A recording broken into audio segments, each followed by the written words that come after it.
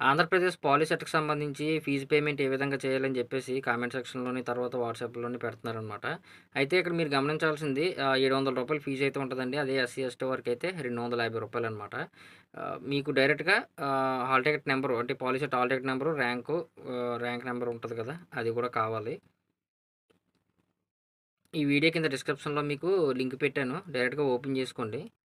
Open చేస్తే మీకు website ఈ విధంగా వస్తదనమాట. ఇక్కడ ఫీజ్ ఆన్‌లైన్ అని చెప్పేసి ఉంది కదా! దీని మీద క్లిక్ చేసుకొని, ఇక్కడ హాల్ టికెట్ నంబరు, ర్యాంకు కరెక్ట్‌గా ఇవ్వాలనమాట. ఇచ్చిన తర్వాత ఇక్కడున్న క్యాప్చాని ఎంటర్ చేసి ఫీజ్ ఆన్‌లైన్ అని చెప్పేసి ఉంది కదా! దీని మీద క్లిక్ చేయండి.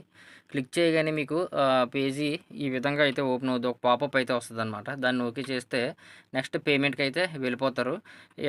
డైరెక్ట్‌గా మీరిచ్చిన డీటెయిల్స్ కరెక్ట్ అయితేనే ఈ పేమెంట్ ఆప్షన్ అయితే ఓపెన్ అవుద్ది. జాగ్రత్తగా చూసుకోండి. తర్వాత ఫీజ్ పేమెంట్ చేసిన వెంటనే ఈ స్లిప్ ఒకటి వస్తదనమాట మీకు.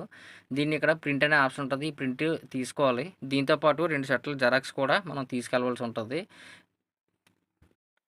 మనం ఎక్కడికి తీసుకెళ్ళాలి? దగ్గరలో ఉన్న హెల్ప్‌లైన్ సెంటర్‌లో. అంటే ఏదన్నా పాలిటెక్నిక్ కాలేజ్ ఉందనుకోండి, అక్కడికి వెళ్లి సర్టిఫికేట్ వెరిఫికేషన్ అనేది చేసుకోవాలనమాట.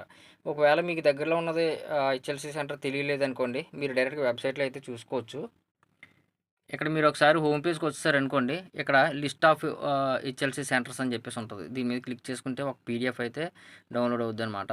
ఇది హెచ్ఎల్‌సి సెంటర్ మీ దగ్గరలో ఉన్నవన్నీ మీకు కనిపిస్తూ ఉంటాయి. ఈ విధంగా మీరు చెక్ చేసుకోండి. ఓకేనా? వన్స్ ఒకసారి సర్టిఫికేట్ వెరిఫికేషన్ అక్కడ అయిపోయిన తర్వాత యూజర్ నేమ్, పాస్వర్డ్ ఇస్తారు. అది మీరు తెచ్చుకున్న వెంటనే వెబ్ ఆప్షన్స్ అయితే ఓపెన్ అవుతాయన్నమాట. నెక్స్ట్ వీడియోలో మీకు ఒక షార్ట్ రూపంలో వెబ్ ఆప్షన్స్ ఏ విధంగా పెట్టాలనేది చూపిస్తాను. ప్రెజెంట్ ఇప్పుడు ఎవరైనా ఉంటే గనక పేమెంట్ అయితే చేసుకోవచ్చు. ఓకేనా? మరి వీడియో ఎలా ఉందో వీడియో నచ్చితే ఖచ్చితంగా లైక్ చేయండి. అలాగే మన ఛానల్ మాత్రం సబ్స్క్రైబ్ చేసుకోవడం మర్చిపోవద్దు.